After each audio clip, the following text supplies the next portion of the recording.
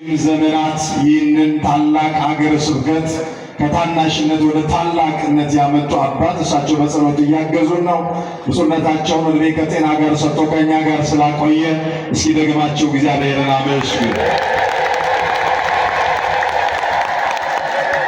ብፁዕ አባታችን ብፁዕ አቡነ እስጢፋኖስ ጅማዎች ሁሉም ከዳር እስከ ዳር አባታችን ባራኪያችን እያሉ የሚናፍቋቸው በጎ ነገርን የሚመኙላቸው በእውነት ታላቅ አባት እግዚአብሔር ሰጥቶናል። እባካችሁ ደግማችሁ እግዚአብሔርን አመስግኑ። ሁላችንም ሕሊናችን ለእግዚአብሔር ቃል እንሰጣለን። በመላው ዓለም ባለችቱ በኦርቶዶክሳዊ ተዋሕዶ ቤተክርስቲያናችን በዛሬው ዕለት ለየት ያለ ክብረ በዓል እናከብራለን። አሁን ያለንበት ወቅት ዘመነ ኤጲፋንያ ወይንም ደግሞ ዘመነ አስተርእዮ የመገለጥ ዘመን ብላ ነው ቤተክርስቲያን የምትገልጠው። እንግዲህ እግዚአብሔር ክብሩን የገለጸበት እግዚአብሔር ምድሪቱን በበረከት የገለጸበት ሰውና እግዚአብሔር እግዚአብሔርና ሰው ሰማይና ምድር ምድርና ሰማይ ሰውና መላእክት የተገናኙበት ክብር የተገለጸበት ታላቅ የበረከት ጊዜ እንደመሆኑ ዛሬ ጥር 21 ደግሞ ኦርቶዶክሳውያኑ የቃል ኪዳን ታቦታቱ በብፁዕ ሊቀ ጳጳስ መሪነት በካህናቱ አክባሪነት በእናንተ ማመስጋኝነት በዚህ ስፍራ ለምን እንደተሰበሰብን ጥቂት ነገር መባባል አለብን። ጌታ እግዚአብሔር የራቀውን ያቅርብልን፣ የረቀቀውን ይግለጥልን።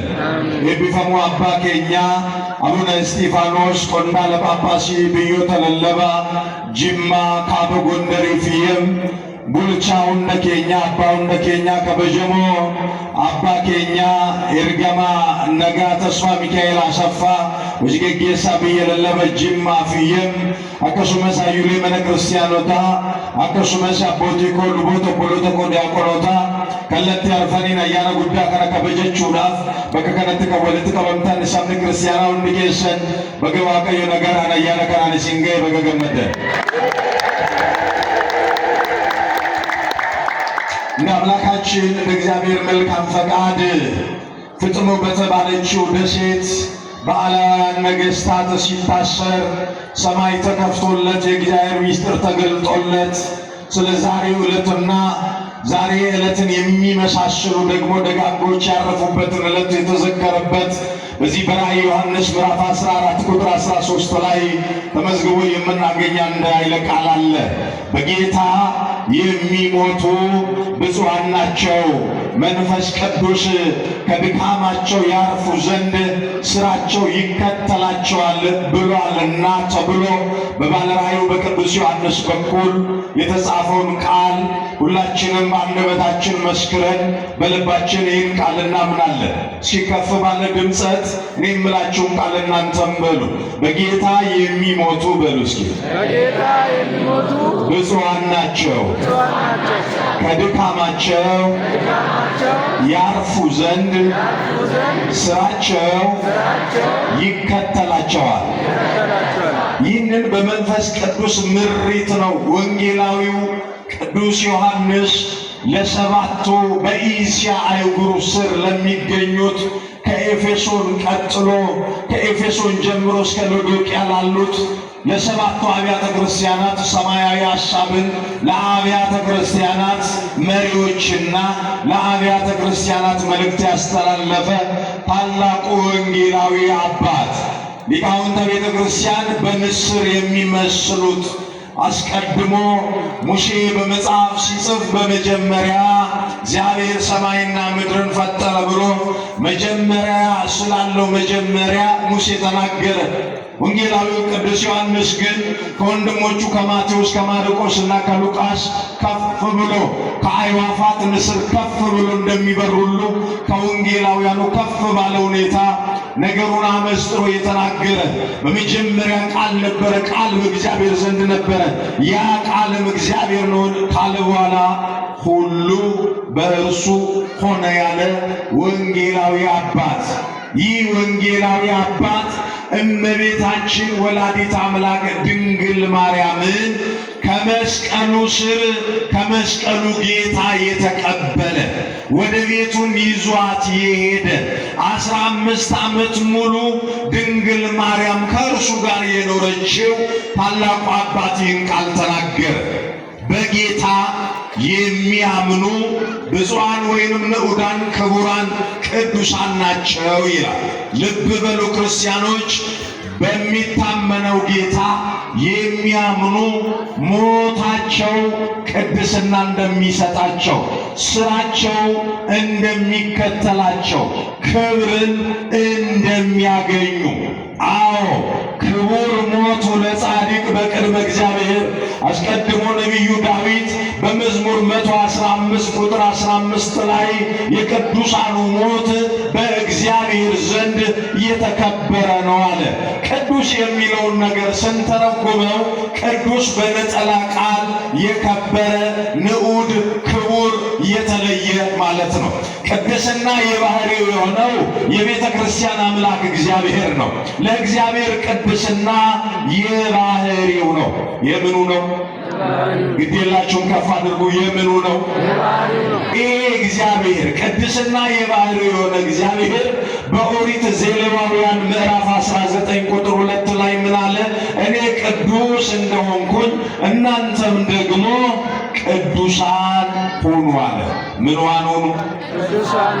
ይህንን የቅድስና ሕይወት የጸጋ ግምጃ ቤት የሆነው እግዚአብሔር ለቅዱሳን አካፍሏቸዋል።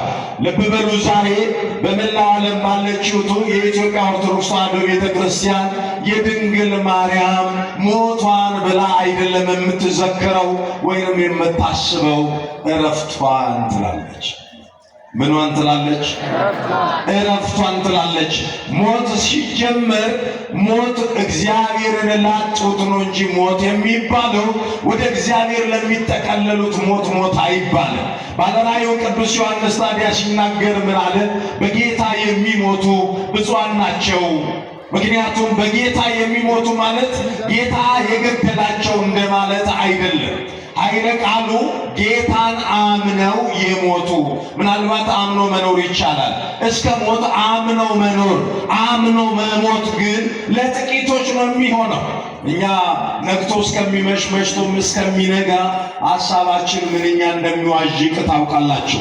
ቁልቁሉን ዮሐንስ ወጋዱበቱ ወሪ ጎፍታታ መነኒ ዱወኒ ኢሳን ቁልቁሎታ ሆጂን ኢሳኒ ኢሳኒፍ ገላ ኢሳኒፍታ ኢሳን ፋነ ዴማ ሆጂ ጋሪ ኢሳን ቀበሉ ሆጂ ቁልቁልና ዮካን ጎቸ ቁልቁልና ዮካን ኤኙማ ቁልቁሉማ ከንጀሉ ከዋቀዮት ቁልቁሉማን ዋቀዮዳፍ ቀቤኘ ኢሳን seera lootaa boqonnaa 19 lakkoofsa 2 irratti ani akkam qulqulluu ta'e isinillee qulqulluu ta'aa jedhee barreeffame. Akka mana kiristaanaa ortodoksii tawaahidoo Itoophiyaatti guyyaan har'a amajjiin bultii 21 guyyaa boqonnaa qulqulleetti haadha keenya dubroo Maaramiiti. Galataa ulfina Waaqayyoodhaaf hidha walitti geesse.